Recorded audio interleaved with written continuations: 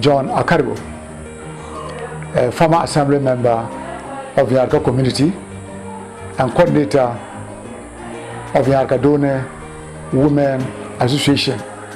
But before 1998, the Yarkadone community is made up with about a little over 800 in population. And among this population, I beg to tell that there was no single literate woman or girl in the community. And the major problem was they were going to open their bank accounts and the bank have to reject them because all the executives were illiterate. And how can they function with the bank things? Hence we decided no. One of their legs is already in the grave. One is alive. When I talk in the grave means that they are already advanced in age and they can no more go back to school to study anything. But that of their daughters, which is still alive, what happens to them? And that's where we made a decisive decision that within the next 10 years, we would like to see female education enhanced, if not only in Yarka, but in the entire environment.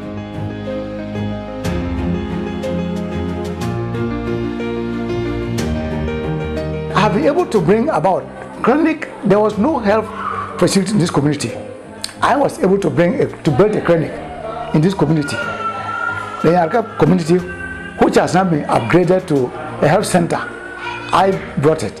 I think today, when you move to any single house in Yarka, Zoko, Via, Sombrongo, Agose, Bonyarka, anyway, you enter any house at all you enter, the educated person in that house is a female. And as I speak today, we have been able to turn around about 463 girls. Since I started doing my community work to bring change to Yarka community, the entire Yarka community, I think it's over 30 years now. 30 years is not 30 days.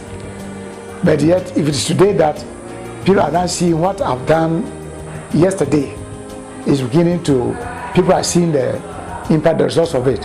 I think I'm so grateful, and I will pray that, well, whatever it has come, it should go through. But I'm in my small corner, but I never knew that JoyNews have got an eagle eye to be looking through to come to this community. There are so many communities in Yarka, in Bolgatanga municipality, but yet they have come to this remote area where it is not known, but you have been able to fish some of us out.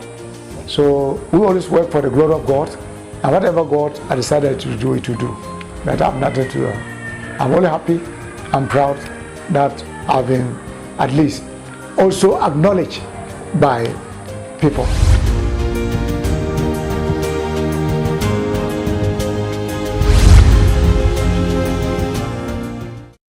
I said this during the event and I'll say it again. I had goose pimples watching Reverend dance with the girls, seeing the girls sitting in the classroom. It's just such a good feeling, especially to see a man who is so concerned about the rights of girls in his community and going all out to support them. I am so pleased this morning to introduce you to Reverend Akaribo, who is here with me in the studio, and with our project lead, Emefa Atiama Eli. She's been working so hard. See the smile on her face. I have some lashes to get from here, but that's not for you to know. But Emefa, Friday was exciting, Reverend. Friday was exciting. And I saw how your daughters and your family stood for you when you came to receive the award. Exactly. There's something you said when you picked up the award that we didn't see in that video. Yeah. The opposition you received when you decided to build that school. Tell us more about that. Thank you very much. And also thank our charity listeners and then my colleague awardees. Indeed, this project started in 1998. And by then, I was an assembly member of the community. Okay. So I became an assembly member for the community in 1994. We are the first constitutional decentralized assembly members. So when we were in the assembly, then this issue of my women group that we established in 1993, by then we were trying to support the women in their income-making generations and then to support them in their livelihoods. And this was established by you as well? I established these plans. Wow. I realized that individually they cannot stand. There was a need for them to organize themselves into a group. And lucky at that time, we had what we called IFAT. IFAT was a donor organization that came to support agriculture in the north. So when we started this, they said, they want all the women groups to where they can form groups and then they open bank accounts for them to give them support. And really, when I organized them into that group, they were the next step was to open their bank accounts. We went to AGB bank accounts that day. In fact, I wept. Because when they ended, they were in the queue. And when they got their turn, then they said, they want their constitution. I presented the constitution. They want their resolution. We presented everything, all the documents needed to open an account. But when they got to a point, they want the secretary to sign this thing. Nobody could do it. When they got to the chair lady, nobody. The treasurer, nobody. The people were so desperate, they said, take your things. How can we cannot do, we don't complain here in those things. If at least one of them could even sign, it would have been better. And here's a case. I wanted them to be an all-women affair. I don't want to involve any man. But well, I was compelled to. So later we have to postpone our account that day. We went back and then I organized a chair lady who is Madame Adumbla. She's still alive and very active. The husband was a Form 4 labor. Okay. So we decided to adopt the husband to be the secretary of the group. And then we started it. So when we came back from 1993, 94, this level elections came, then I won. In 1998, again, there was an NGO headed by Dr. Odoy on this reproductive health that we're doing. And here again, they wanted some women so they can train them in that reproductive health and then give them some kits, something like a first aid box. Then they'll add something like condoms and then some drugs. Then they give them a basket to be able to aid them to going around and educating their fellow women on health issues. Here again, my women group were elected to get one woman. Among the over 100 women, no single woman could even read or write. So we have to go into, but we're lucky that in the community, there was one Degati woman who's married into the community. May her soul rest in peace. She's of blessed memory now. One Fati Adamu. So the women have to go and adopt, to adopt her. Again. Then she went on their behalf. And when she came home with a brand new bicycle, at that time, bicycle was something very, we value it so much at that time. With paracetamol, kits and other things going on, the woman said, no. They want some. Something must be done. Something must be done. So it was then and then that at one day at a meeting, I said, okay, what can we do now? In a community of a population of about more than 1,000 or 2,000, and the whole community, if Nyarka will put both one of the Nyarka that is under the administrative district of Bongo, and then another Nyarka under the district administrative of Bolga.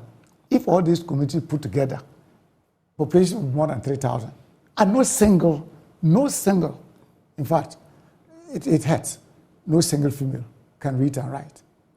So we said, no, something must be done. That was where we started organizing that we need to have a girls' school. And they were asking how we could get the money. But the women, they came out here and said, look, whether money or no money, the school must be opened. Whether building or no building, there are so many trees which you can use as classrooms. So it was there, I said, well, once they have taken this decision, I know they are committed and they want to support. Once they are committed, then we have to do something. But by then, when you organize women meeting in those periods, it's not easy to call women to a meeting. I remember one day, one of the men in the community came out, called the wife. When he came, we were having a meeting. He came with a cordial. Are you the one who married my wife for me? Eh? When I was daring, did you take part in daring my wife? They always want to call women and then sit down together, and then you are polluting their minds. Wow. She has to drag the woman out from the meeting. But I was not scared. I have to be able to target the men too as well. And many of them were saying that, look, John Akaribo has not been here, he has just come, he's organizing you. What good will you get from John? You know, by then, because I started my life, I was in Takoradi for about 10 years. That's where when I left school in 1974, middle school, I could not make it up to in a secondary school. And really, I became frustrated. I have to pick my cutlass and go to down south to seek for labor. It was there that I decided to enroll in this adult education classroom before I was employed by State Construction Corporation in 1975. So when I stayed in Takoradi for those years, and I finally had my transfer from State Construction Corporation back to Bolga in 1984, and I got married that same year when I got home. I married that same year. I realized that no, there's something wrong. Even the school which I attended in Yarga was no more there. It has collapsed. You, at that time, you were young. I was young. So it meant that you didn't have any female classmates. You were, it was a class full of boys. I'll come back to you, Rev, to tell us about what inspired that attention for women. Because in your entire story, even from helping the women in the agric sector, you seem to have a certain desire to support women. And I'll come back to you to tell us why that is. But MFA, this has been a really successful project, and we heard it from the judges and even those who were awarded, who came to pick up the awards, how this has impacted them. Tell us about the story, right from the conception of the idea to incubation to execution. Thank you so much, Bernice, and you're one of the people who made it happen. And I want to use this platform to say a big thank you. Yes, so where did the idea come from? I mean, it's a multimedia idea, right from the top, and it's the first in Ghana's media landscape, and so the expectations were very high from the stage of opening nominations and asking the public to file in their entries, and then the numbers kept swelling.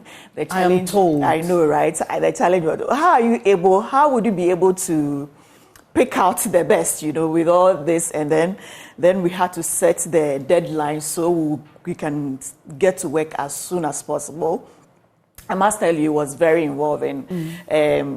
Listening to Reverend Akaribo, how would you be able to tell, listening to his story, you can really feel the motivation behind what they do. And if you have that number of entries, how are you able to tell whose story is better than the other to be able to select? So that we had to come up with a criteria, right. So that, and as much as possible, also to make our work easy, we encourage the nominees, whoever was nominating somebody, to putting a little profile about the person they were nominating. So that will give us a bit of idea regarding whom we are working with. So that also helped to a certain extent. And so with that little information, and then after that, we had to engage the nominees themselves over phone. I mean, you were involved in that process, quite involved. Some of them you call, you go back, the story kept changing, you don't really know what, So, and it took over a month for us to be able to finish that first stage, and then hand over. We were able to get about 30 out of the close to 500 nominations that we got, and then we had to hand over that to the judges to do the final work, and they also spent close to 2 months to be able to, because then it was very intensive going by the criteria we had. Among the criteria, some of the things they were looking at was sustainability, source of funding, the ingenuity of the project, the extent of impacts on the community and how would I say, the replicability of the projects. Good. So just as Reverend is talking about, you and I were discussing behind the scenes, that even here in Accra, how many girls' schools do we have at the basic level? We do not really have anything like that. But then from his story, realize that it was really needed. Right. You can imagine, and this is something that can be done anywhere, any part of the country, and particularly in the remote areas where most people don't really value the education of the girl child. So his story alone is a lot of encouragement and enlightenment to those in such parts of the country, to let them know that, see, they went to open a bank account, but for women, he wanted that initiative to be driven by women, but there was no lady among them to be able, just a signature to be able to sign. Another opportunity was for them to lead a sensitization program on reproductive health. There was no woman who was well educated or well informed to be able to do that. You can understand how critical it was for opportunities to be given girls so that they will be able to get that capacity, that strength, so they will also be able to be involved in some of these things. So that was how it all started. And yes, we are happy that with a set of criteria given the judge, we had 5 judges who sat through for, like I said, close to 2 months, and they came out with 10 finalists for us. And then we were also careful because, yes, events like this, you might have, no matter how much you're prepared, there could be last-minute issues. So we also had people on waiting list, just in case we have people withdrawing at the last. And yes, it happened. Okay. We had one person withdrawing a few days to the awards. We did our best to be able to encourage the person to come, but we weren't successful. It means that we quickly need to fill that space because there are lots more who needed to be acknowledged and celebrated, and you didn't want to deny them that opportunity. And there was one lady among them, Yaira Portia Klu. We quickly had to replace her with the one who would, and it was a lot of work. You saw the video work and all of that. Went to go and get her recorded, get those post-production to work on her content, was all time consuming. But I mean, it's a teamwork. Yeah. And I would also want to use this platform to appreciate the team. They did so well with all the pressure from the managers, every area, even the nominees themselves. Every day, some of them were so anxious. Yes, is this coming on? Yes. When is it coming? Yes. How am I getting there? They have concerns about accommodation, and those are legitimate issues. All of these needed to be catered for, and it was all about the team that came together to make it happen. And I say I'm so proud of them, and you can imagine how it will be in 2024. Exactly, and that's why we want you to continue making a difference wherever you are, because trust me, it's going to be about 10 times what it was this year. And I must tell you, the people who receive the awards are doing a lot of great work. And for some of you who wonder, why is it necessary? Let me share with you what the overall winner told us after he picked up the overall award. He said, for the past few days, he's been really down. And here's what he does. He is into agriculture, but they use the profit from that to sponsor children in school. And due to the current economic situation and the cost of fertilizers and general agri inputs, it's been difficult for them to meet that need. And so he's been having sleepless nights. He's been wondering whether to give up, whether to throw in the towel, what exactly to do. This award gave him hope. And that's why we are here at JoyNews, to support what you do, to put the spotlight on what you do, and to offer that hope. So, Reverend, in wrapping up, I was finding out from you, why women? Even before you got to the education bit, you were interested in supporting women in agriculture. What exactly prompted that? To cut the story long and short, it was my mother that brought me up. Wow.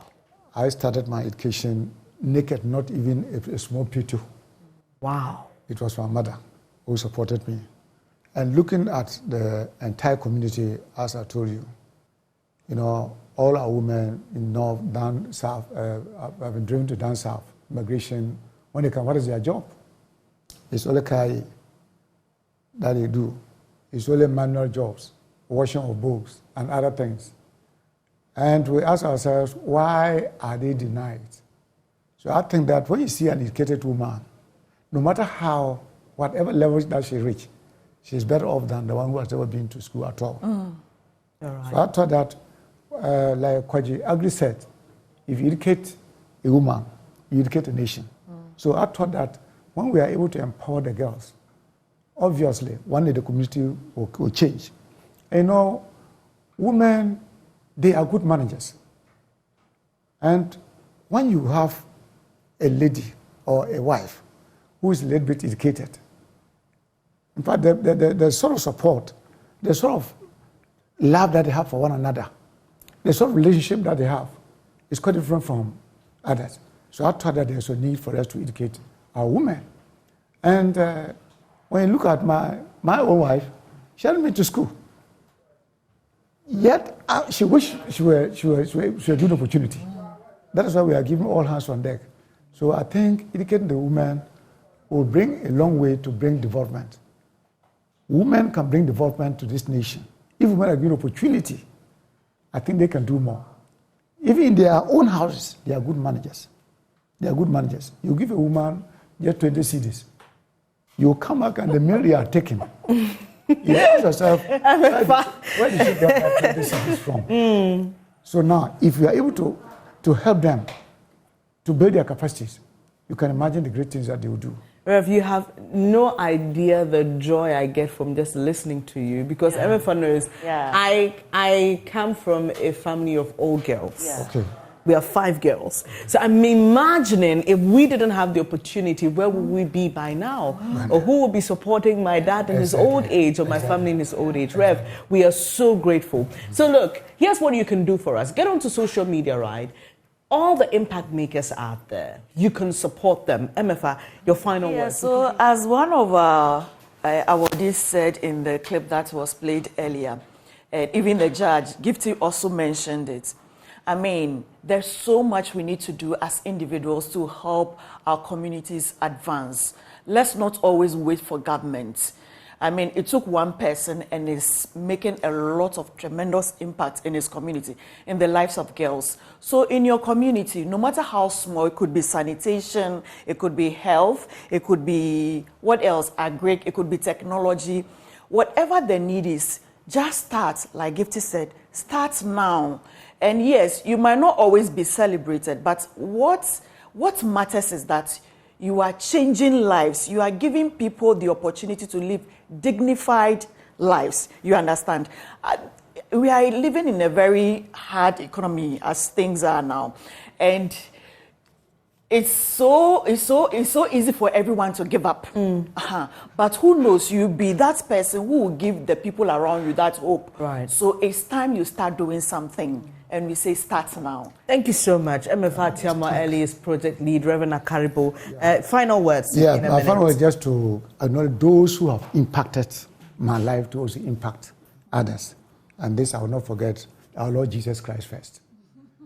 And then the Crystal Life Center, David Freeman, who have been talking about impact our generation, impact our generation, impact our generation.